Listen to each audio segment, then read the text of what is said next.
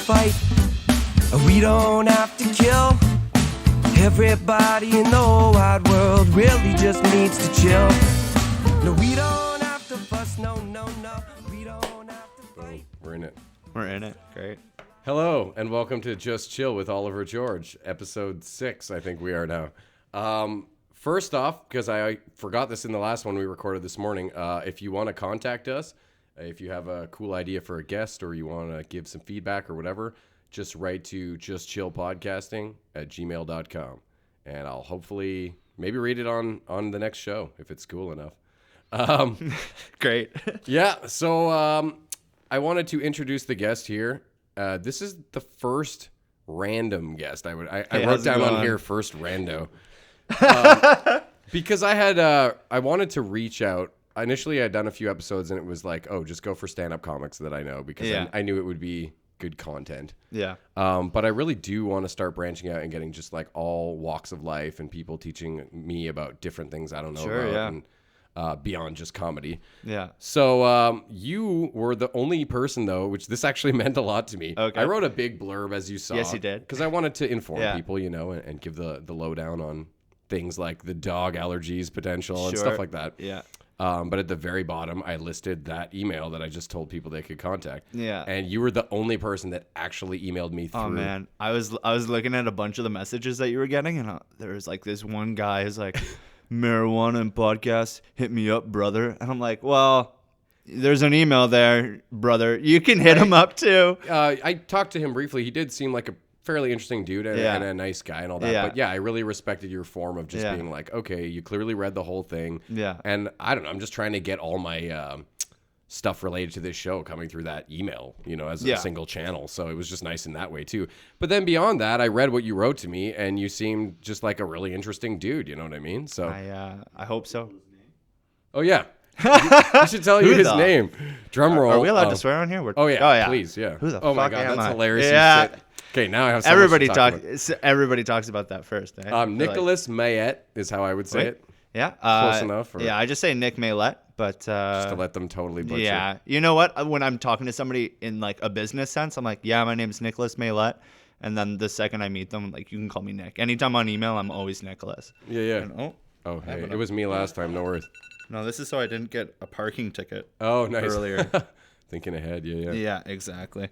It's funny that you asked about the swearing, though, just because the last episode, my dad always gives me feedback, and he was like, I think you swore too much in that. Oh, really? Okay. And I was like, you motherfucking cocksucking bet I did. No, I just generally like swearing, but I don't like vulgarity. Like, I enjoy profanity without the vulgarity. Yeah. To make your points pop. I don't know. It's fun to do. Yeah. And I like... don't be censored. Well, that, and I just think it's good to try to break that that stigma, rather, that we have about swearing. Yeah. Where it's just like, some people take it way too seriously, in my opinion. These are just words. They're just sounds coming out of our mouth. Intent is really what should matter and what you're trying. What's the message, you know? I'll say this. I had a Thanksgiving, I guess, 2 years ago, and it was my stepfather's family. And his father and then his grandfather were both there, and we were talking politics because you do at Thanksgiving. Yeah, it comes up. And my mom like pulled me aside after everyone had left. She's like, "You made some really good points, but no one's gonna listen to you because you swore way too fucking much." And I'm like, "Did she say fucking?" Yeah. Yeah. My mom has no. She doesn't care because she'll just shoot the shit with me. Yeah. But yeah, his family is a little more reserved than the typical our family, I would say. Well, I think, it's a manners thing to a lot of people, and it's how you're brought up. Yeah. And I think some people view it as almost like a lack of intelligence. Right. Which I don't really subscribe to, but I can see where people are coming from. You know what I mean? Especially if that's not maybe how you roll. And you were taught that swearing we did a kids tour back in Orangeville. This is a couple years ago. Touring, like in what way? It was like a kid show. It was like an anti-bullying show that we were bringing to different elementary schools. Okay, cool. And I had done the show with an actor who was a year ahead of me in theater school, and him and I get along so well, Will.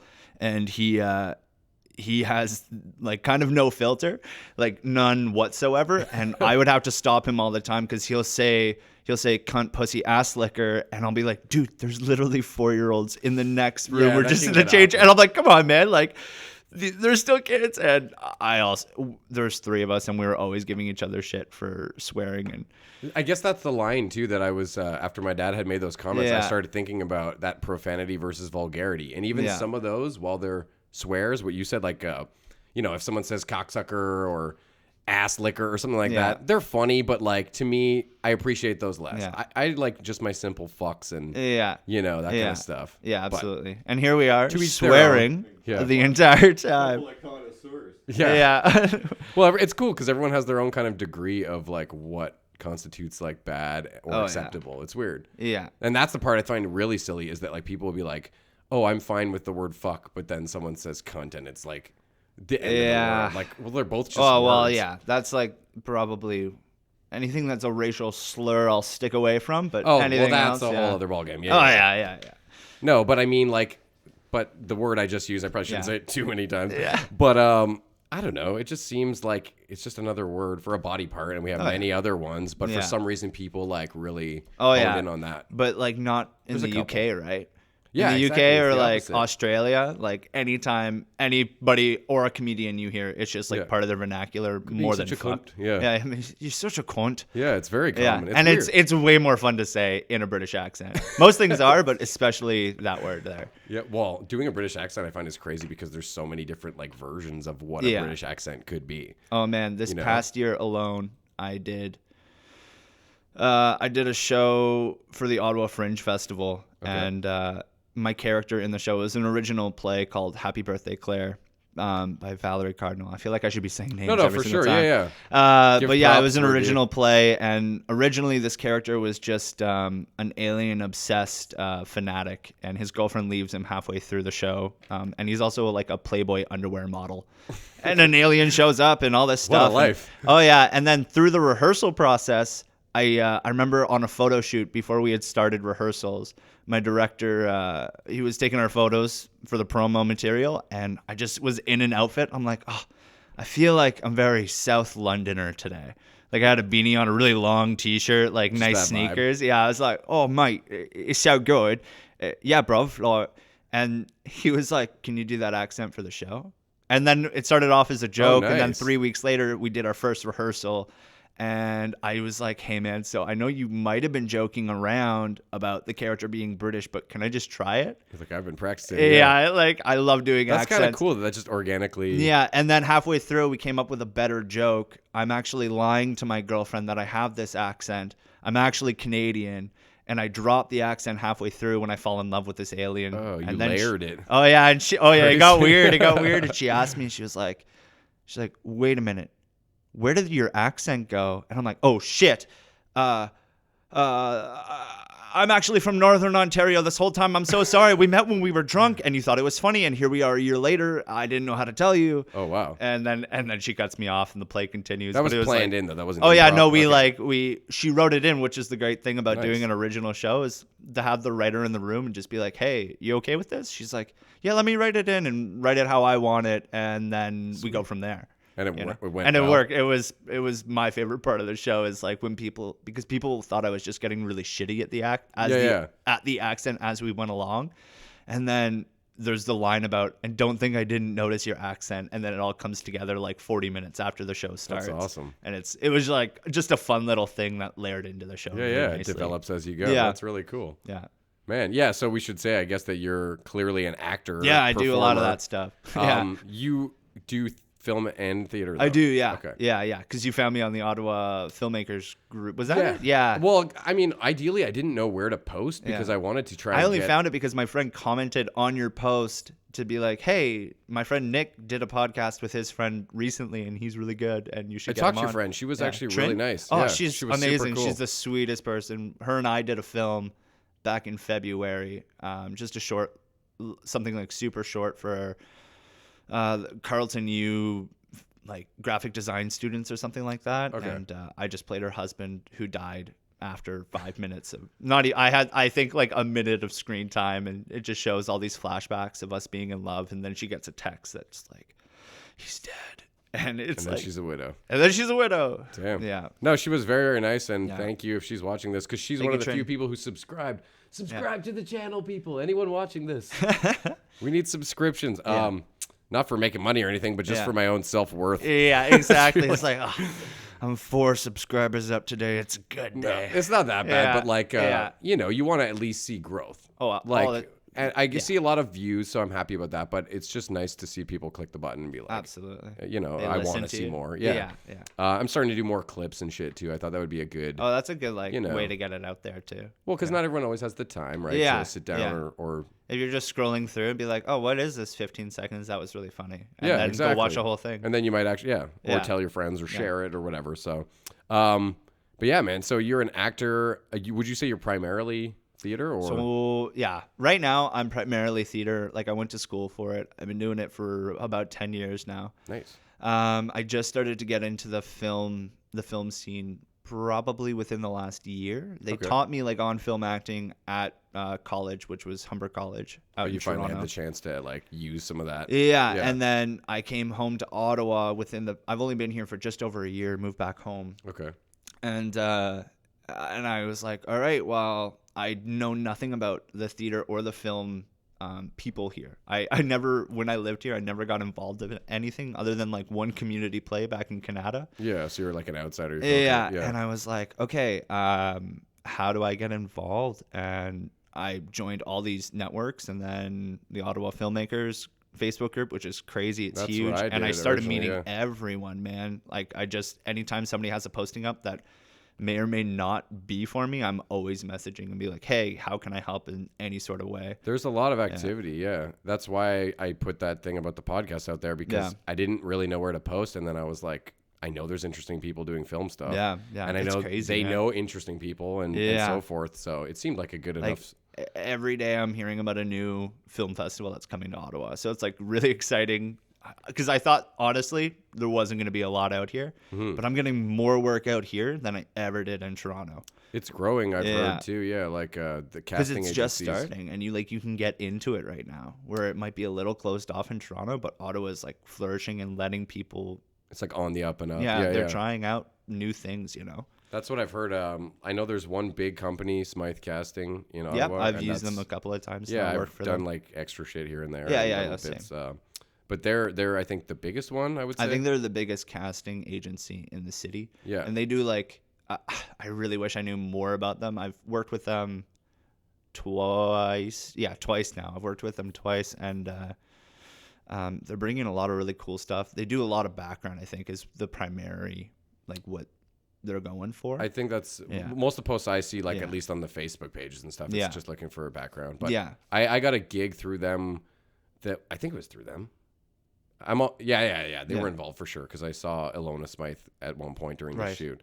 But I got a gig that was like extra stuff, but because I could play guitar, I was like a special skills extra. Yeah, and they paid you more. Yeah, and you get like better food and shit. So that was pretty cool. So you're non-union, right? Yeah. I do these random things here and there. I've only done a few. Like, man, no way. I have just a story to say. I was working at one of these a few months back, and I went with my friend Clarissa, and we had these. They give you the bag lunches, right? Sometimes. Have you ever gotten those? I saw them like order pizzas and sometimes they have the pizzas and then anyway, so like because there's the catering for the actor folk. Yeah, and then much better. It's so much better. But I had the bag lunch, and then there was this guy who was actor that was talking a bunch to me, and my friend came up and said, he like walks over with this nice plate of food, and then he just sits down and he's like, "Oh, so how's the peasant food?" Oh man, like the blood just boiling, and I'm in a workplace setting too, so I'm not gonna be like, fuck right off, like, because if I was working as a bartender, dude, I was fuming. And the wraps that they got for us were actually really good, so I was like, man, super happy genuinely with my food. Yeah. And then he's like, I think he wanted more of a reaction from me, because then he like got up and he left, but he could also tell I was like, who's like that? I mean, like originally when you were saying this, I thought maybe he was just busting your balls and you guys were like friends. This guy was also trying to like pick up women left, right, and center. I was just so it's just a douchebag. Just a douchebag. Super handsome, such a douchebag. It sounds like a douche move what you described. Being like, look how much better my food is. Like, wow. Yeah, man. It was karma will get him. Yeah. Some bird will shit in his food or something. On his plate. Dude, that happened to me once. Yeah, my dad was there, I bet. I was a kid, and we were sitting outside of, like, Canadian Tire, I think it was. And just on a bench, and you know how they have those chip wagons, or at least this one had one outside in the parking lot. And I got a poutine or fries or whatever, and I kept feeding the seagulls. And I'm pretty sure my dad told me, like, don't keep feeding the seagulls. Yeah. And I swear to God, the fuckers shit, like, right on my hat and in my food. Like it. Oh, no. And then, like, went and got really? some of the stuff. They're like, oh, shit. I just felt like an idiot for feeding him and getting him full enough that he had to shit on me after. But it was also like, hey, man, fuck you. Like, I just gave you free food, and then your bird ass comes by here and takes a dump. I don't know. That's weird karma because you were, like, helping them out. Right? Like, and it was just a weird memory. You'd think that, like, you're feeding the animals would be more kind to you. If you weren't giving them the become fries, like that bird lady from Home Alone. You know, the second one in New Yeah, York? She's like the pigeon queen or whatever. But she's like the most kind-hearted woman. Yeah. Come to think of it, though, she was covered in bird shit. She if I'm was. not mistaken. Yeah. I guess it's. No, I don't. thought she her probably was. No, you're thinking of like the actual villain, Marv, or not Marv. Who are they? Marva and Harry. That was their Harry. names. It was Harry. Was. He was the shorter guy. What the fuck's his name? We should. Super. He's like one of the most famous actors ever, and I'm blank. You know Marv. Joe Pesci. Joe Pesci. Oh my God. How did I not think of that? But no, he's the guy who has all the shit covered on him. Really? Yeah, I thought I'm pretty sure. I know because I think he like one of the traps is he sets the birds on him when he's like running through the park. He runs into the old lady, and then she throws the stuff on him. Yeah, like the bird feed. The pellet. Yeah, and then the birds go after him, and then he gets picked up by the cops, and it's all done. I gotta rewatch that movie. Yeah, I'm surprised I remember it that well. I'm like, no, it wasn't the bird lady who had the shit on her coat. It was. Yeah, Joe Pesci. Work on this film, like I love the Home Alone. I remember being like 11, and I found like the fifth one. My mom rented it for me. I tapped out after Macaulay left the building. Well, because they were like, it was still his character, I'm pretty sure, or something like that. But it wasn't Macaulay. Yeah, they kept switching the kid up. Yeah, I just remember it because I loved those series, and then I remember watching that when I still thought every movie you watched was good. Yeah. You remember that? Oh yeah. Yeah, you're like 11 years old, like no, best movie, and it was some things Spider-Man 3. They don't. Yeah. Some things don't age that well the way they do in your head when you're a kid, and then you grow up and you're like, oh God, what was I thinking? Yeah, definitely. Yeah, exactly. Oh my God, yeah. Home Alone, man, that's a classic though. But the fact that you kept watching, that's hardcore. Because after the main star left and they tried to switch the actor, for me, that just bugged me. Yeah. I really don't like actor swaps in movies usually. Yeah, I don't think Macaulay Culkin did either. I can't imagine he grew out long hair and started using drugs. Yeah, he became like a heroin addict. Yeah, but he's doing better now. He was also with Mila Kunis for like 9 years. That's true. Didn't they get? Were they married? I think they were like engaged it was because he got married when he was like 17. And it was like, oh really? Yeah. Yeah. I don't know why I know so much about Macaulay Culkin. Like I'm really revealing a lot about myself and right his now. Movies. It's like, no, but he was like married super young, and then I think it was Mila Kunis right after, and she's with. They were together for like a decade or something. Yeah. Interesting. But then when like she got with Ashton Kutcher, it kind of everyone was like, oh, well, yeah, Jackie and Kelso, like in real life. I just started watching it actually, the 70s show. 70s show? Yeah, oh, I just started watching. That's a show that holds up in my opinion. Yeah, I'm thinking so. I'm almost done season 1. Oh, you're like really started. Wow. Oh, it gets way better. I mean, I did just do a break because Disney Plus came out. Yeah, same here. Oh my God, the Mandalorian was. Did you watch it? We can't. I don't think we should spoil it. No, we shouldn't. That ending was too epic. That ending was very. Oh my God! The second episode came out today. Really? Yeah, on Friday. Yeah, because they launched on. I looked it up to see what the release schedule is. And because they launched on Tuesday, and now it's Friday, so they're going to be coming out every Friday. So we just got lucky with except for it's coming out on the Wednesday before the last Star Wars movie. It's like December 18th or something, I think. Yeah, so it comes out on the Wednesday instead of the Friday because they didn't want to release 2 Star Wars things on the same day. And the movie takes a little bit more precedence. So yeah. Although The Mandalorian is like really, really good. At least I love first episode. Yeah. Have you watched the next one? No, I haven't watched it yet. I have it downloaded on my phone. Damn, man. Yeah. Yeah, I had Disney Plus on here. It just seems like one of those things you have to talk about right now. It's like the Disney Plus and Thrust. Yo, they have all the Sims. What is that? Instead of Netflix and chill, it's Disney Plus and Thrust. Yeah. That's amazing, actually. Yeah.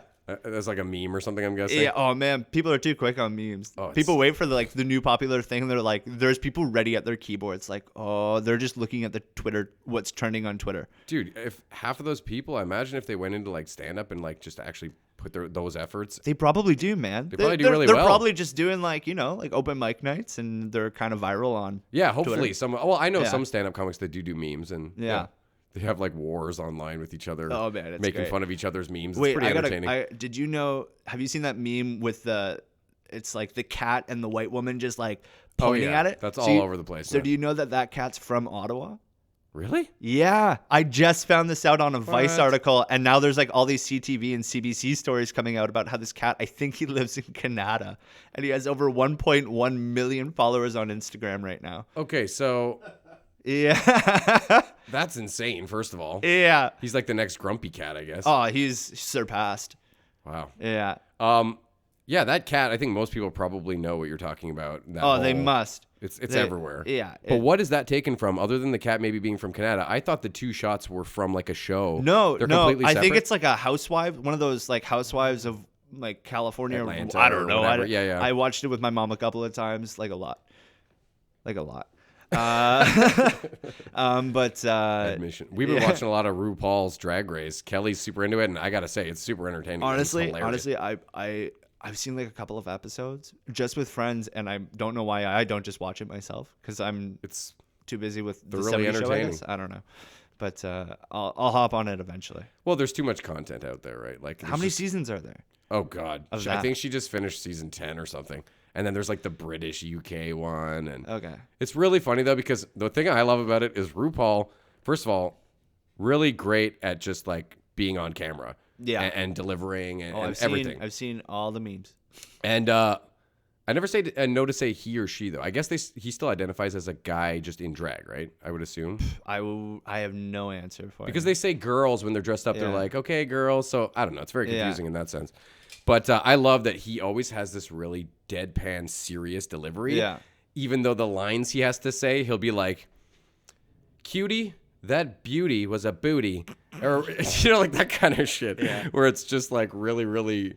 I can't believe he could say it with a straight face, and it's so entertaining. I want to get even more stoic actors to start saying drag Paul lines, like you're like Tom Hardy, like Willem Dafoe or something. Oh man, how good would that be? That beauty booty was doing double duty. It was something like that. Yeah. Or like, what about a Matthew McConaughey? What's the line? I think it was your beauty and your booty were doing double duty or something like that. Like a Matthew McConaughey, like it's like Bane.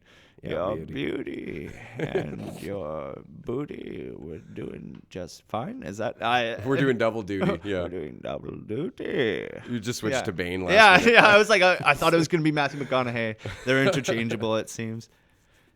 The one I like trying to do is Mark Wahlberg. I don't think I'm that good at it, but you just I've tried. You raise your voice. You raise your voice. You're from. I don't know. I don't know where these Transformers are coming from. I don't know. It's not that good, but I'm working on it.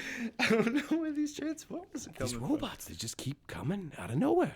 You just kind of Boston and like, really always asking a question. Yeah, it's very inquisitive, and he raises his voice at the end. Yeah, it's obviously not all he does. But yeah, no, that's all he does. I try to see what other impressionists do, and like they're clearly. It's like a drawing when you do a caricature of someone. Yeah, that's kind of what impersonations are some of the time when you're doing those exaggerated. Well, you also have to like really, because if somebody is speaking a specific way, you have to like really accentuate it to make sure they know what that is. Pick up on those. Yeah, exactly. Subtleties. Yeah, like you have to make those subtleties 100 times more because that's what the impression is. It's not what you're saying more. I think there's a degree you can kind of take it either way because there are people that do that that'll be like doing the Trump impersonation and they amp it up. And right, and China, China. But there's other people, I think, some of the best impersonations are the ones where they don't go for the silly over the top and they actually just try to completely mimic it. And some people can You'll do win that, the Oscar for it, man. Yeah, I guess. Yeah, when you're doing like a period piece and a biography or whatever. Yeah. Okay, so there's a lot I wanted to go over because the film theater stuff I knew was going to come up. Yeah, for sure. But you also were a cook and a culinary grad and all that. So what kind of food? I guess you learned it all? Yeah, so I did the 1-year program. It's funny how I fell into it, man. I was doing theater school out in Toronto, I got kicked out of theater school, and then I had to afford my place in Toronto, so I needed to like get a loan. So I lied to the government, and I said that while I was living in Ottawa, I lied and I said, "Oh, I'm living away," so I could pay that rent until I could get it sublet in Toronto. Oh shit! So I got like OSAP to go take a random program in school. It was culinary, and my mom's like, "Well, do you want to stop? Because you can like withdraw at any time." I'm like, "No, I actually like love it." And awesome. Then I did culinary for the year, graduated. Just kind of randomly. Yeah, really randomly, like super fell in love with it. I always liked to cook, but then I started learning more about it, and it became like a really, really nice passion of mine. And then, I started working in restaurants. First restaurant I ever worked in was as a line cook. I didn't even do dishwasher or anything like that. I threw out like 50 resumes to like the Canada not Barhaven, but Bell's Corners area. Okay. And then Zola's restaurant, which is just in Bell's Corners, nice Italian restaurant there. And I know the place. Yeah, and they were like, "Yeah, we'll take you on as a line cook," and I knew nothing, man. Like absolutely nothing. But I just like put my head down and just knew that I didn't know anything, and I just wanted to really learn. Picked it all up, and I moved to Toronto. Worked at a few bars and restaurants there until I then moved up to bartender. Because that's where the money is. And, you say moved up, but they're kind of different. You say moved up. There's so much to do in cookland and chef land, and there's a lot of really great food that I learned how to make doing that kind of stuff. But it's I found like I've never done cook stuff, but I have been a prep cook and like dishwasher and that kind of stuff. Yeah. And I found it was a really cool community you get. It's to be a part lifestyle, of. man. It's very interesting. Yeah. You're gonna find some of the most hardworking people I've ever met in my life working kitchens. Yeah. And because it's a passion job. Like if you're in it for 20 plus years, like you're passionate about it. You have to be. I remember it being stressful too. It's super stressful. I was at Moxie's and they got pretty fucking busy on Friday nights and stuff. And it was like, I was the dishwasher, so when their pans were full, you'd hear like pan pickup. And they would get stressed out, and then you feel stressed out. Oh man, I don't get stressed out anymore because I've worked in like really high end, really fast paced restaurants. Like I worked at comparison, it's just did you know the Central Beer House out in Canada? Yeah. So I worked there when they were 6 months open, and it was like the hottest new restaurant in Ottawa. Everybody was going. It was packed every night, and I remember one guy didn't show up to be an expediter. I think it was like my first month on the job, and I was still really. What's expediter? He's like the guy who throws out the food to the different like servers, and he's like he kind of looks at the plate. Sort of? He like looks at the plate before it goes out to make sure it's like good to go. Yeah, they put it up on that little. Exactly. Okay, and he's like, he'll throw like the fries on there because everyone else is like way too busy to be doing that. And they put like the finishing. Yeah, they'll put the little garnishes on there. So, anyways, he didn't show up. And I'm working the garde manger, which is just salads, and I'm working that out front. And I was like maybe a month on the job. I'm still really new to cooking. Like I'd only been cooking for less than a year. Sure. I had just graduated culinary school, but I was still really new to like high energy, high pace stuff. Yeah. And I was still learning the menu. And this assistant chef, this sous chef, I'm not sure what he was really, but I knew he was above me, and he's like, "Hey man, I need you to expedite tonight. Do you think you can handle that along with garde manger?" And I'm like, yeah, because I had done a little bit of it, and I've been helping out. Don't you have to get trained on that? You'll learn it as you go, and you see what they're doing. It's not like they're not doing too much, but it's just fast and what you're looking for good plates essentially, and it's very crucial. And then we got slammed out of nowhere on like a Wednesday night. Wow. I think there might have been a Sens game. And I think that's what screwed us. Did you like totally bomb or? I was so behind on my own board. I have to make like the charcuteries and the salads, and like it sounds pretty easy for people who have been doing it in the industry for a long time. But I just started learning, and I was panicking, man. And like there's order and order and order coming into the window, and I'm just piled up, and the kitchen is trying to like put up plates that they're done making, but I haven't even gotten the ones on the hot plate out to the restaurant yet. And because I'm trying to do my own stuff too. And then I remember the assistant chef, he just came like roaring around the corner, and he was like, "Nick, I asked you if you could do this, if we could handle it, but you clearly can't." And I think that's like the first time somebody yelled to me at the workplace, and I like almost shut down, man. I probably would have started crying. I was like on the verge, but I just, my cheeks were so red, and I'm just like, I'm running to do whatever I can. And then I'm trying to like hop back into the expedite to help him. And then he's like just giving me the death glare too while I'm doing it. And I don't think he also like left for another job like 2 weeks after. So I didn't have to deal with him anymore. It was more him, because anybody can handle a situation. Like, you don't have to choose to be a dick. Yeah. No one, I've learned that after now working for almost 10 years. Yeah. It's like, yeah, no, you even in a stressful situation, it might be high tension, but you don't have to treat each other like garbage to get the job required done. Yeah, there's a right way to do it for sure. Yeah. I think that's what happens to people in high stress environments, though. Some people crack and they just become bitter or they freak out or whatever. Going to culinary school is really cool for that, to see, because chefs are like kind of the typical example. You'll think of like a Gordon Ramsay who's like swearing at you in Hell's Kitchen.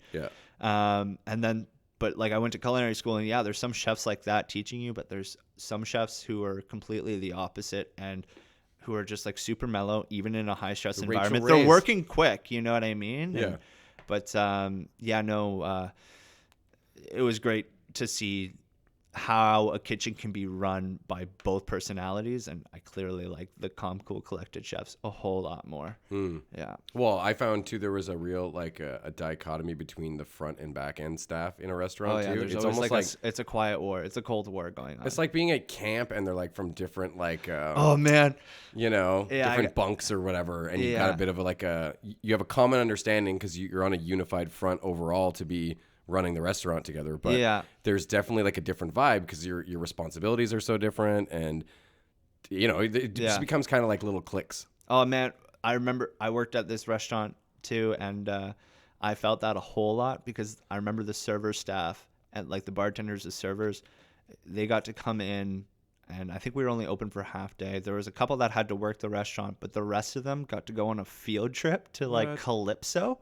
It was the bartenders, the servers, like organized by management. Like, you had to pay to go, of course, but like it was for them, and like the entire kitchen staff was just like, can we go? No, get it's back like in your hole. I didn't even know about it until I was like, and then like they'll come up to me and like socialize with me and be like, hey man, like you got some of those croutons around? And I'm like, fuck off, you're going to a water park. I'm not gonna give you a goddamn crouton. Yeah, seriously. Yeah. Oh my god, that's weird. We didn't have anything like that. I just found that there was a definite like tribalism thing going on. Yeah, but that's how bad it was there at one point. I think it's way better now, but it was like, I think it's because like the dish crew and those types of people get like the reputation for being like grungy, like nasty ass people, and sometimes it's true. Yeah, I don't know. There were some weird ass people in the back, and there was never weird ass people in the front because they have to be presentable. They have to be very presentable. You know what I mean? So it kind of makes sense, I guess. Yeah. But, shit. Okay. Well, fuck, man. There was so much more that you do. Like bartender, I was gonna ask you if you had a craziest bar story, like whether it was a crazy patron who took it too far or just like. Yeah. I worked at this bar out in Toronto, and there was a certain, let's say, affiliation with this bar. I don't want to say with who, but let's just say these certain people that had it. I just don't want to talk about it too much. But there's a guy came in who said he was part of this affiliate, who knew the owner. Okay. And he's the Hells Angels or something? Maybe, man. I don't know. Okay, whatever. I don't know. He was talking that he's like, oh, I don't pay to drink here. And then he's like, some mafia guy or something. Yeah, and he's like, I don't pay to drink here. I'm like, hey man, well I don't know you. He's like, we'll talk to the owner. It's like, he knows me. And I'm like, well, if you can get a message from him on your phone saying it's cool, I'm busy right now. Yeah, you're trying to do your job. Yeah, I'm trying to do my job. If you can get an okay from him, sure, yeah, drinks on the house. But like until then, either you're paying or you're showing me that message. Well, to do otherwise would not be doing your job. Yeah, right? exactly. I'm like, I don't know who you are. If everybody comes in here and says that they know him, like I can't do that. Yeah. So yeah, I continue to work, and then he's like starts to leave. I'm like, buddy, you got to pay your fucking bill. And he's like, I told you I don't fucking pay here. And it was like an $18 bill. So I looked at him and I was pissed. I was like, you can't pay like $18 fucking dollars. Yeah. Like, that's pretty cheap. Like, that's pretty fucking cheap. And then he's like, oh, you're disrespecting me, man. Like, I'm going to come back here like with 3 of my buddies and kick your fucking ass. And I'm like, oh shit. I'm like, oh my God. Okay. Fuck. He's like, starting to leave, and then there's this table like right at the very end in the corner, and it looked like they're on like a first Tinder date, these two people. And the guy, who's like pretty big, like way bigger than me, and like he like genuinely scared me, and he goes up to this girl, he's like, "Hey, do you want to fuck me?" Oh. And then the girl's like, "No." Yeah. And then he gets even closer and is like, "That's what I fucking thought, cunt." And I was like, now I'm like, okay, I might go get punched out. So I like run up to him.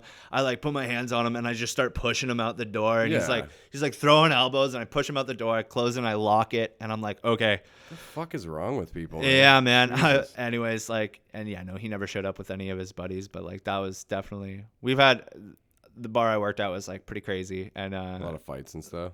Like, no, just like a lot of sketchy people that you just. That's just bars. Yeah, it's bars, man. It was on the lakeshore in Toronto. And some bars are classier than others, obviously. Yeah. I loved working there, though. It was great the whole time. There was a bar over here, like literally 2 seconds from the house, that we used to go all the time, and it used to be called Baseline Station.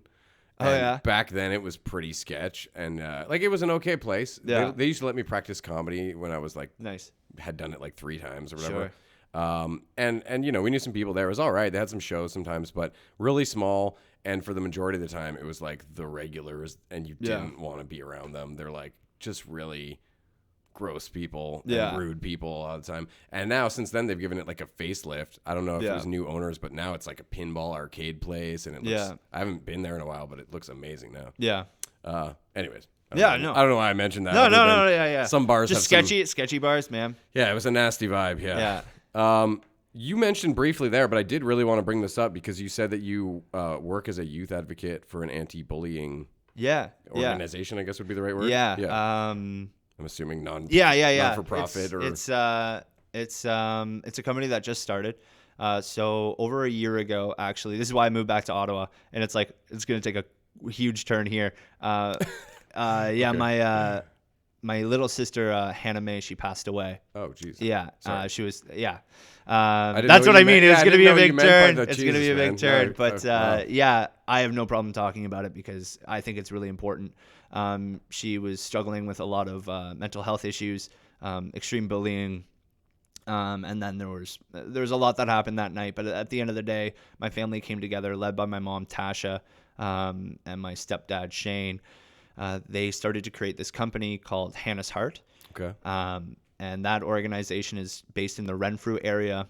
And they're just trying to bring more programming to the Renfrew County and the Valley of Ottawa and resources to just help kids handle the big emotions. Like the main mandate is that they just don't want any more youth losing their lives to suicide. Of course, yeah. And it's huge. It's a prevalent problem for sure, yeah. So we had a launch event, the Hannah's Heart launch event, which was just a couple months ago, and we had some really cool singers and artists come. There was Where was that? It was actually at my mom's property up in La Paz, which is about like a half hour away from Pembroke. Nice. Yeah. And we did this big event. Shearer, who's a local singer-songwriter who's doing great things. Who else? People are going to get mad at me if I don't say the entire list, Barbara. Brie Lawrenson, who's amazing. She was fantastic. And then we had me come on to just kind of talk about my experience with bullying when I was at a younger age and kind of how I came through it and sought through it. And I think it also hit home because I'm Hannah's brother. Well, it's interesting because I was going to ask you, I didn't know this stuff about your sister. I was just going to ask you, had you been bullied? Because I thought maybe that's why you had created this. No, absolutely. This, but, when I was younger, I got bullied a lot. And I think it was like my mom raised me by herself, and she always taught me to just be myself and love life and like be as exuberant as I am. And a lot of people hate that. Yeah. Because they can't be that way. And then they feel like they got to pick on the people that are free. Honestly. And then, when I was younger, I was just getting picked on all the time for like the way my hair was or like really. What was wrong with your hair? It used to be really long, really greasy. I kind of knew what they were saying, but I was going to say it's a very like this is brand new, man. This is a week old. Blonde, it's like a beach vibe. It's cool. I just had like really bright red hair for a show, and I hated it, so I had to like go get it changed. Reset. Yeah, reset. But yeah, no, they were always making fun of me, and that sucks, man. And like compared to like a lot of kids like right now, like on the online world, yeah, I got like nothing compared to what you kids got are off getting. easy, You know, I got off easy, but like I also found like being bullied, I felt like I had no friends. I thought about like the kind of person I am, what I loved, which was theater. And then I used to do magic when I was a kid, and like people made fun of me for doing that too. But then I found you just listed two things that are like classic bully pick-on. Yeah, yeah. Like the kid who wants to be a magician and can like take his finger off. Theaters and theatrics, which I guess would also cover magic, is often associated with being gay, which especially when we were I was growing called up, gay all the time, man. And when we were growing up, it was like some marker of shame. Yeah. I felt it. Yeah. You know, it's ridiculous to begin with, but that's the one thing I know you said with the online, it's probably worse. Yeah. But I like the fact to know that at least nowadays, if someone's gay or trans or whatever, there's a lot more support avenues than there would have been. Oh yeah, absolutely. Like, when we were young, I didn't know anyone who was trans. I knew a couple of gay people, a couple of lesbians. I had no idea what trans was when I was a kid. I think I learned it when I was 20. Exactly. But it's great that there's way more awareness for that kind absolutely. of thing. But definitely the digital platform does scare me. It's a huge factor, man. It's well, I have 3 kids too, right? And like my oldest is going to be 11 at the end of the year, and my daughter's 9, so they're getting there. Well, man, like high school, coming from my perspective here, like, and just like my sister acting in the world, like a cell phone's a fucking handgun now. It's scary as shit, and like I don't know how to navigate it, like, because like I don't have kids, but like one day I might, and like I don't know what that decision is. Like, do you like shy them away from being antisocial and everybody's on the internet and everyone's doing it, or do you give them the phone and exactly, take that you feel risk? like if you don't let them have one, especially after a certain age, then you're like ostracizing your limiting child, them. They're the weird kid out who doesn't exactly have, so but at the same time, that's really hard because even as an adult, I find I don't like how much I use my phone and how much I feel like I get sucked in. Yeah. Honestly, so many I can't count how many mornings where like when I'm having my coffee, I waste like an hour just like you're just looking at everything, like scrolling like a zombie because I'm not fully awake yet. I know or it's whatever. bad when I'm like just refreshing my Facebook page and I'm like, nothing's changed. Yeah, nothing's changed. Yeah, I should be making something or I should be doing something. Yeah. But hey, it's we can only be so hard on ourselves because literally everyone is falling prey to the whole smartphone thing, Yeah, absolutely. The thing that really fascinates me with smartphones and that whole technology craze or whatever you want to call it is just how fast it changed. When you think about like, what are we, almost 2020? Well, my uncle asked me the other day, he was like, what year did you go onto the internet? And I was like, that's a good question. Yeah, I was like, I think like 2002, like 2001, 2002 is when I like first went onto the internet. Really? Yeah. Wait, I must be older than you then. How old are you? I'm 24. Okay, I'm 34. So there we go. That makes a lot more sense now. But no, I was, I think it was like 2002, and I was like on Teletoon or something, like Teletoon.com playing games. Yeah. But I remember like, and then social media came around huge in like 2004, the invention of Facebook. Like MySpace even before then, but like I knew nothing about that. Facebook was way bigger. Yeah, Facebook just went boom and like. And then iPads and shit were like 2006 or something. Yeah, exactly. So like it's the rapid scale of it all. Like it has been in a blink of an eye. I do remember the childhood without like the phones and. The like going on my bikes, and I know probably kids, not that much though, right? No, because honestly, like that's the majority of. Born 95. Yeah, like because like I remember my first phone was like a flip phone, so you couldn't really do anything on it except for text. Yeah. So and all my friends lived in the neighborhood, and I'm really stoked that I kind of got a childhood like that. But like I never had Netflix. I had my computer, sure, but. It's very interesting now that I know the age difference because I was born in 85. Yeah. I should say I'm actually 33 for another 3 weeks. Yeah, there you go. Yeah, and for me, I felt like 95, 94 is where I remember like going online, but it wasn't the same as going online in 2003. It was like AOL and like really old shitty video games and like it wasn't the same at all. Yeah. But I always thought it was weird that I guess you kind of fall into this group too, but our sort of generation, we hit puberty the same time that the internet hit puberty, which is just a really weird, we grew with it, Yeah, no, like, because I have like all my awkward photos on, there's like this new trend going around where everyone's talking about like, oh, these kids who are growing up now, like these Gen Z kids, they're not posting about their awkward stages like online because they learned from us. Like all of it, because like there's I have so many profile pictures of when I was like 12 years old, man. Looking like a dork. Oh man, I was like taking MS Paint and like cropping out like little fire emblems and like holding them in my hands. Like that was my first, and I had like a weird YouTube. Cool. I had a YouTube channel called I couldn't spell it right. It was supposed to be Little Hobbit, but it was like spelled Little Hobbit or something like that. Oh man, and I had like this weird font in the corner, and I was just holding these two things, and I'm like trying to look stern. And are they still on YouTube? Those videos, I deleted a shitload of them. I think I have like 6. I have like 6 videos on that channel. As long as you have them somewhere. Yeah. Whoa, what happened? Jesus Christ. Oh man, I'm wearing different clothes, and there's suddenly a Radical arcade machine behind us. Yeah, it's pretty cool. What happened? Oh man, what happened? We recorded last Thursday, 6 days ago, a really good podcast. It was about an hour and 10 or 20 minutes, something like that. We only managed to get 45 minutes of the audio because we had an issue with the cloud and all that fucking cloud. So we're doing a pickup because we felt like it was a great talk and we wanted to keep it going. So we just recorded. We just finished the whole recording, which was maybe about 35 minutes of material. And then we found out the first 10 minutes weren't recorded. We didn't get video this time for the first 10 minutes. So now we're recording an intro. That we already did. Wow. This is sloppy. So we're going to be doing a Don. You're going to splice it to a conversation that we were having about Don Cherry. Right after this little weird intro, which has probably already caught you off guard because you were in the middle of a podcast and then whoa. But yeah, right after this, we're going to just pick up with what we did get. And we were in the middle of talking about Don Cherry and that whole controversy and getting fired. Yeah, we're not going to get back into it. Yeah, we're not going to get back into it because you're going to listen to it right now. And the on the air light is about to go out because we forgot. But it's a zany episode. Yeah. Growing pains. Stay with us, guys. Anyways, enjoy. Cheers.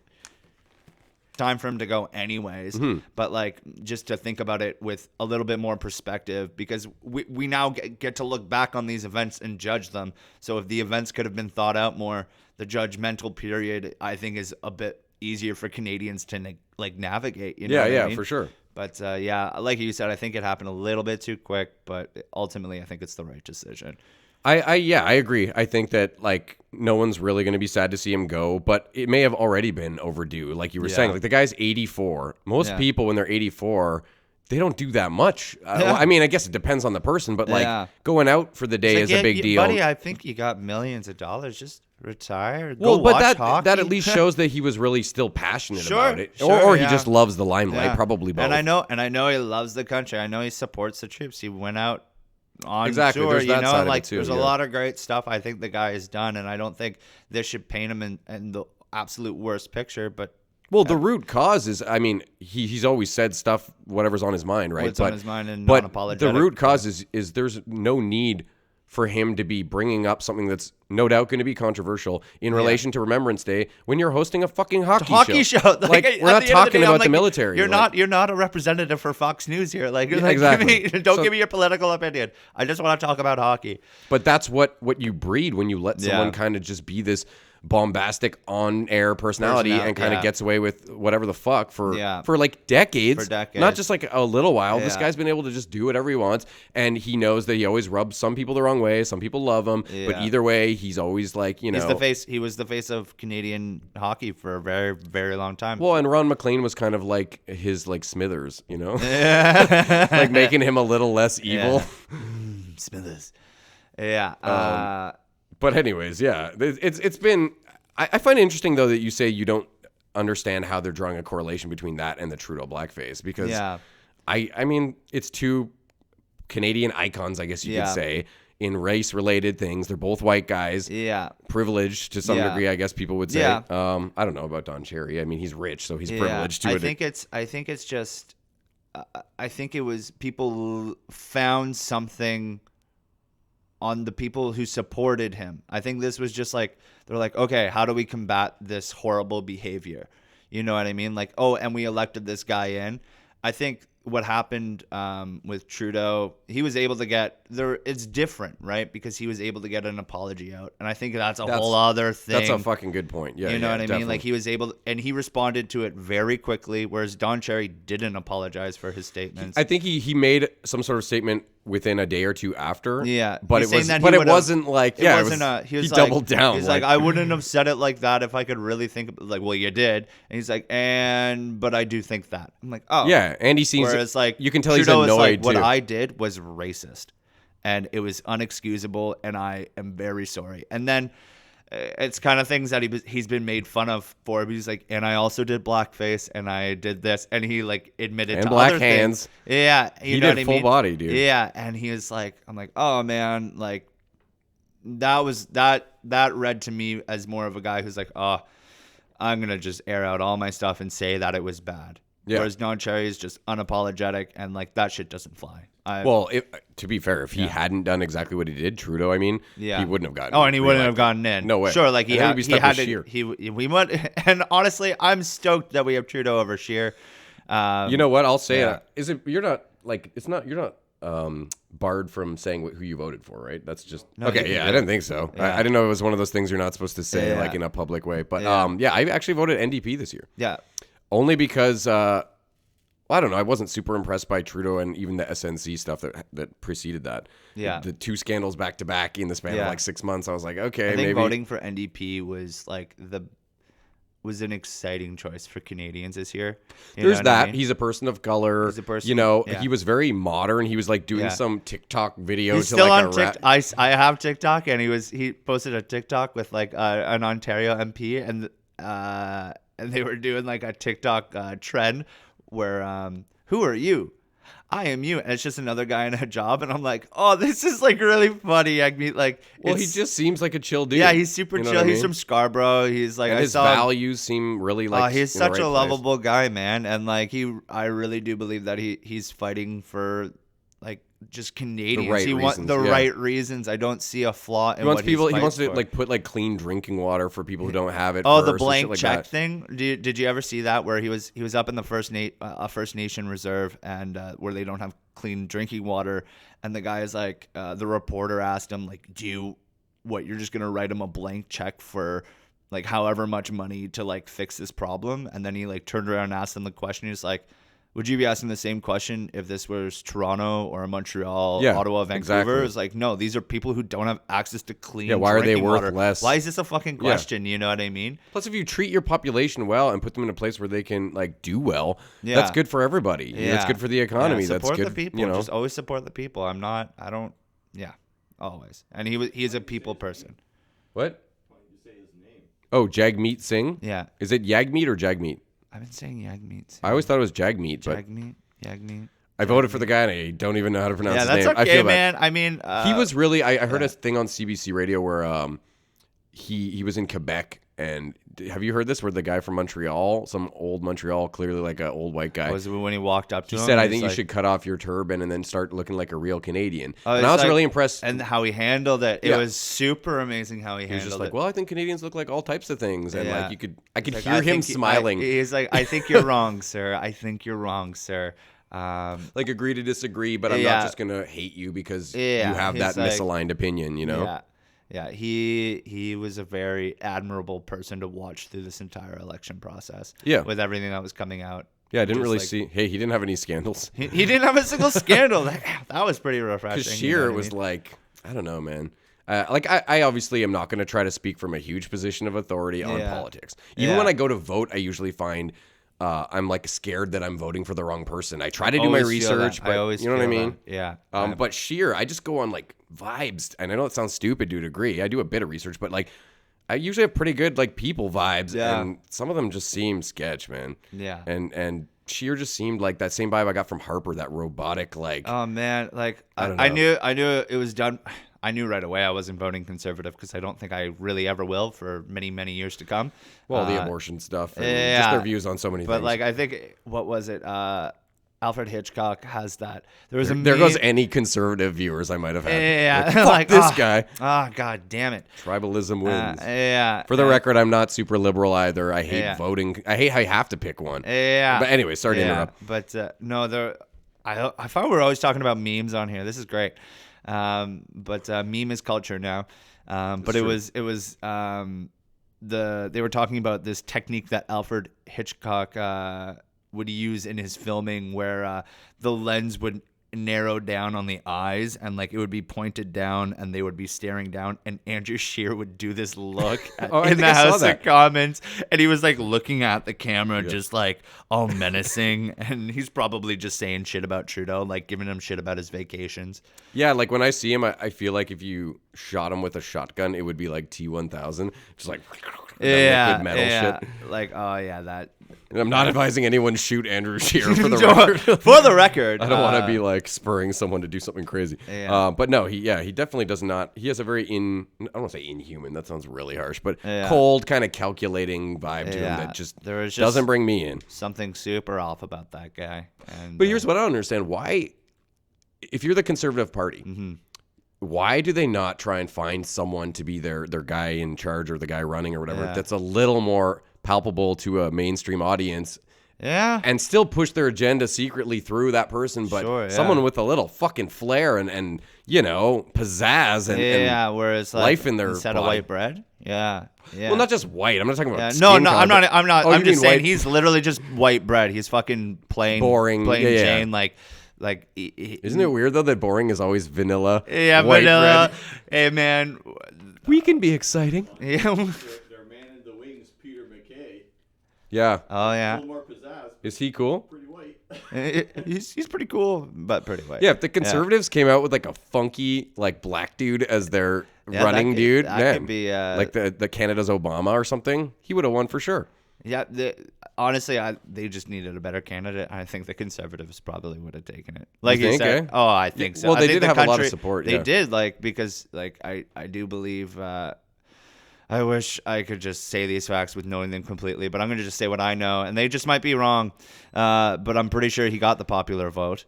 I was going to say, I'm not having you on here and like labeling you as it's Nick like, Maillet, political expert. The man who knows everything about politics. Like I'm an amateur actor, painter by day. I think like the majority of votes total were Conservative, but it just didn't work out in the ridings. Oh, okay. Just because I know like the majority of Alberta voted. I think a lot of the prairies were Conservative. Yeah. I think they didn't even get any Liberal. I think that's what I heard. Yeah, there you Yeah, go. My dad does know politics to a degree, so we can defer to him. We need to get a fact check every now and again. Yeah. But there's that whole thing about the prairies wanting to separate, like in the way that I was invited to a literal like a Wexit group. Oh yeah, because I lived in Alberta for 2 years. I lived in Red Deer, and like one of my old, I wouldn't even call him a friend, man, but like just an old guy I knew from there that I had from middle school on my Facebook, like invited me to it. I'm like, first of all, this is fucking hilarious. Second of all, I haven't lived in Alberta for over 10 years now.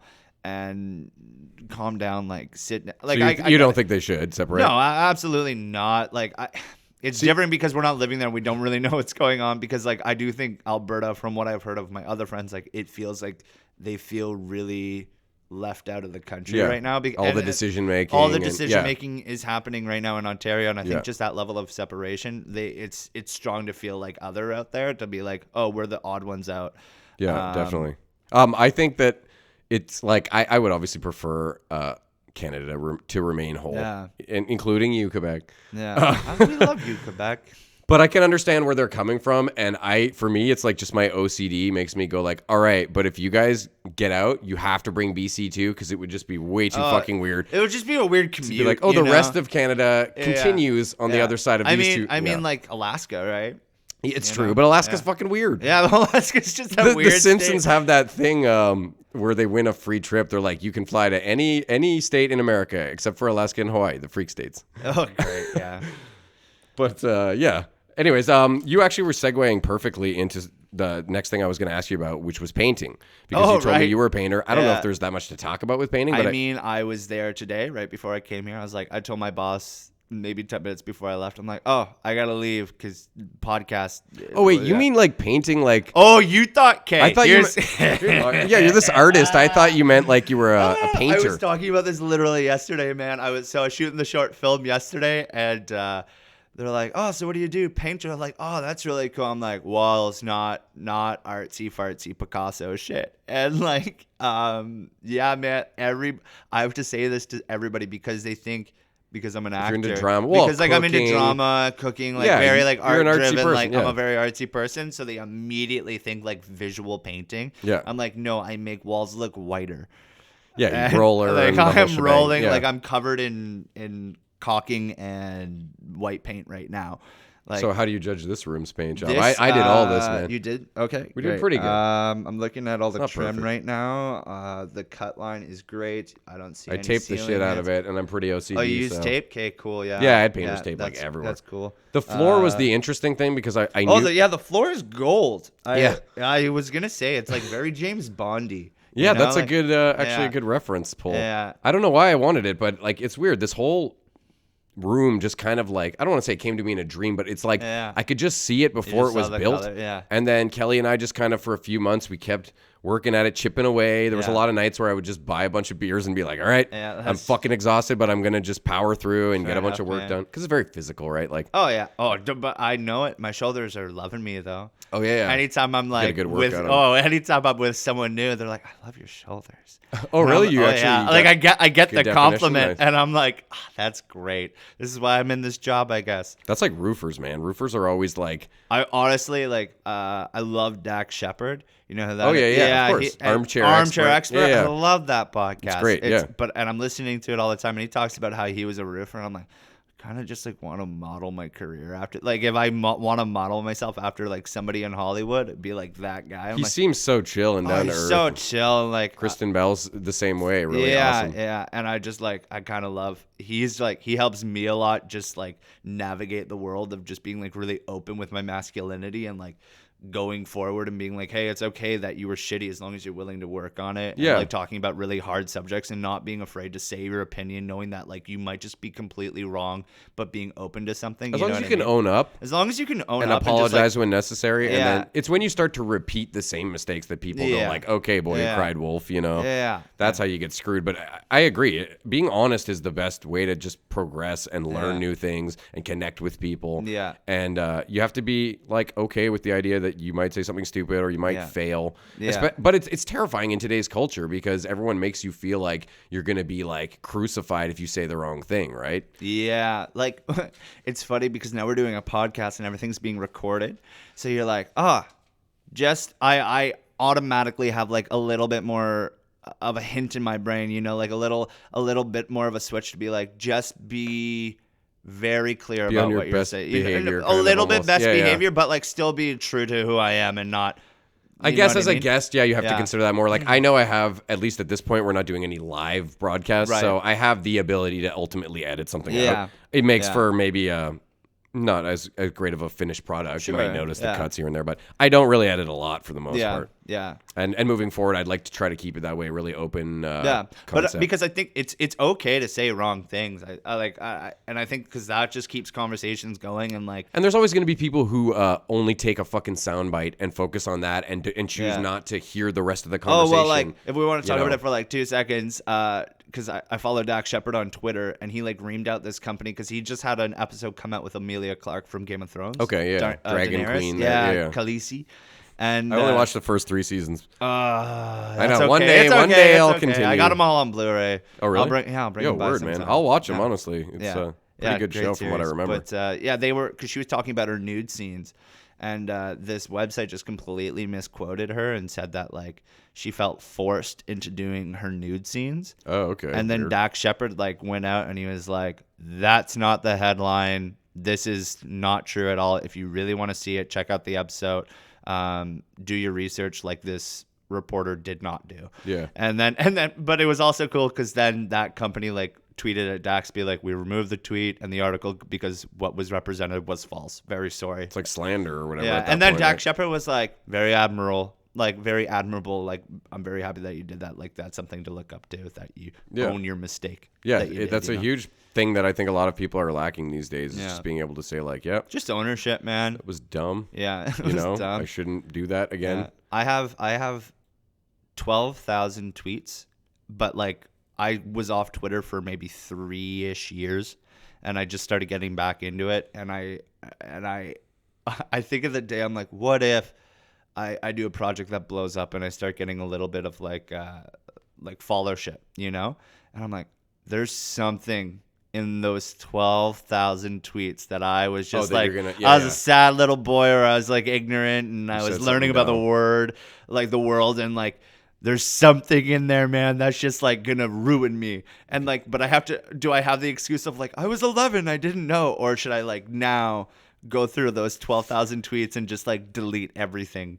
You know what Honestly, I mean? I would probably say the latter, just because if you don't know what's going to come up. Yeah, I don't know what's in there. I don't know I can't imagine myself being racist or anything, or no, but anything. I just don't like the anxiety of that. The anxiety has been gnawing away at me for quite some time, but I'm it's also a funny game to be what if I'm famous one day? Will they go through my tweets and I do that kind of shit too, yeah. And then you go oh wait, no, that's probably not gonna happen. No, it's probably we're part of the 98% of the world, you know.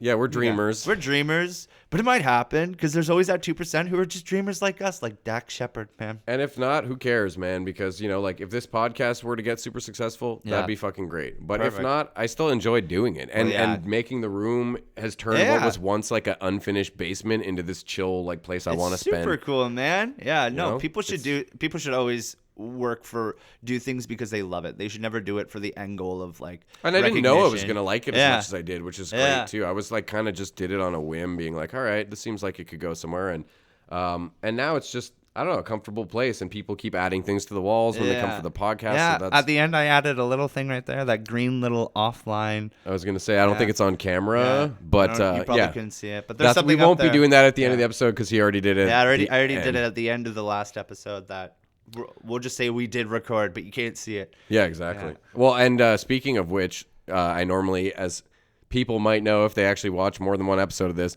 we always ask about what superpower the guest would want. Big thing happened. We talked about it last episode, but flying is out. It's out. You can't say flying anymore. Yeah, it's been disqualified. It for everyone. Well, I was already leaning that because it's just such a fucking. It's lame. Who doesn't want to fly? Fuck, man. Yeah, I want people to dig a little fly. deeper. You know. Yeah. So flying's out. Yeah. But he said a very interesting one, which was swimming and breathing underwater. Well, what I said first, and then I retracted my statement, was I said to be invisible. But I thought it was a bad idea, because I think no matter what would happen, I would use those powers for evil at one point. You would become a creep. I'd be a creep. I'd look at people naked. I'd be curious. Yeah. Not even maybe in a sexual way. It'd be like look at my buddy. I'm I wonder what he looks like naked. What's he packing? I have that idea. I have that opportunity to look at somebody. Well, even just to watch people, not naked necessarily, but just what people do when no one's around. Yeah. Oh, Dennis is a freak. Yeah. Yeah. But then you could sneak into concerts and not pay for them, and go onto the ground floor. Dude, you could rob a bank or whatever you want. Well, I mean, I guess see what I mean? Then we're getting into the perpetually evil thing. Exactly. Yeah. There's two. It's the world becomes your playground. Yeah. Same if you could freeze time. That's another weird one where you could just be everything's paused. Yeah. Just take the keys from this guy, go do this, you put everything back. You could arrange people in hilarious positions and then make time start. I think that would be my favorite thing to do, you know. That would be really good. Or what I would do is, being a painter, that would be the best thing. If I could stop time, I would just stop time. I would paint the whole house, and then I would just have my day to myself, shit. you know. Well, no. You stop time, you paint the whole house, you take a nap. You take a nap. And then you go back in time mode so that you feel like your shit's done and you have all the energy you would have had. Wait, it's not good because I'm an hourly worker. Then I got nothing to do. Oh, yeah, that's true. It's shit, oh, if you're getting paid by the hour, that's garbage. Yeah, oh, no, you just made $30 and painted a whole house. No, never mind. I feel like after a while, though, that would catch on. People would be like, have you heard about the fucking guy who can paint a house and he does it like this? Yeah. It's 2 seconds. You go to take a leak, you come back and it's fucking done. You'd be like a celebrity. You'd be like, that's true. Anyways, to be fair, you would be a celebrity in this world if you got any superpower. So it's kind of a ridiculous statement. But I did say breathing underwater. That would be my we should get back to that. Yeah. So why again? I don't really remember. Just one. I was talking about this last night because we had talked about it last week, and I was like, oh, I think it'd be super peaceful. Have you ever seen the movie Percy Jackson, like based on the books or whatever? I know what it is, but I haven't seen it. So it's this kid. He's like the son of Poseidon. Oh yeah, and he's got water powers. Yeah, he's got water powers, and he can basically breathe underwater. But like the opening scene of the film is just him sitting at the bottom of a pool, and he's like a swimmer or whatever. But he's just sitting at the bottom of the pool, meditating or like whatever. kind of like chilling, seeing how long he can stay under there. And like the opening scene is like probably a minute, and he's just been chilling there, and his face is like very plain Jane, and it's very quiet. That's pretty rad, yeah. I'm like, oh, that just sounds so peaceful. But that's a pool. I was going to say, it's not that peaceful when a friggin' shark is trying to eat grass. Yeah. Because we said last time, you don't get like I don't get Aquaman. I can't talk to the goldfish. Well, you could have picked that, but then you don't get but then I can't underwater. breathe underwater. So then you're a guy in a scuba suit who's just like the best new Jacques Cousteau. Yeah, that'd be pretty fun too. But I would probably just break world records by like a couple seconds, you know? Oh yeah, we said that you would be like David Blaine, like Michael get out of Phelps the way. would be like all pissed off at you for stealing his. Well, I don't think I'd be like a good swimmer like Michael Phelps, but like I could hold my breath longer. Oh yeah, that's true. You know? We never said you would be. Well, I kind of threw that one in. If you can breathe underwater, you're a good swimmer. Yeah, maybe I could like break some like deep diving records because like free. Dude, and if you actually had like Aquaman level swimming skills, you could compete in the Olympics, beat them all, and have like mad body hair, and they'll be like, "He didn't even shave down." Yeah, that's great. Yeah, I'm loving this. Yeah, I would do that. That's what I would do, man. Nice. Yeah, for sure. Honestly, I think that unless you have anything you want to say, do you have any like shows coming up or you want to plug? Because this is going to go up actually in a few days. Probably. Yeah. On Thursday, I think. Let me look at the dates. But it's coming up next Thursday, which is Thursday the 28th. I think that's what the date is. Sorry, while I look at my phone. Yeah, it's on the 28th. It's a week today. The Kino Ottawa event at I think it's at.